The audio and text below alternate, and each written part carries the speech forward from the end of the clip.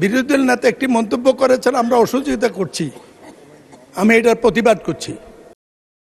এটা চতুর্থবার আমি সংসদে এই কার্যক্রমটি মুখস্থ।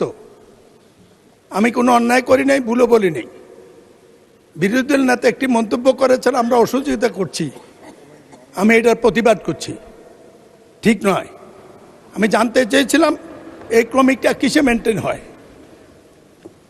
আপনি যে রুলিংয়ের কথা বলেছেন, চিফ হুইপ সেটা বলেছে।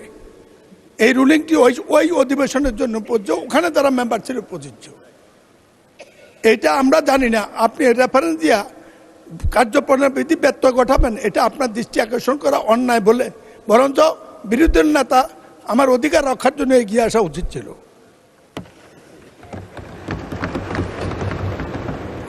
মাননীয় স্পিকার, আমি এই নোটিশটি 7 বার দিয়েছি। আমার এলাকার প্রসঙ্গ, আমার ব্যক্তিগত কিছু নয়। সেখানেও জামাত আছে, সারা দেশে জাতিতে আছে, আন্তর্জাতিকভাবেও আছে।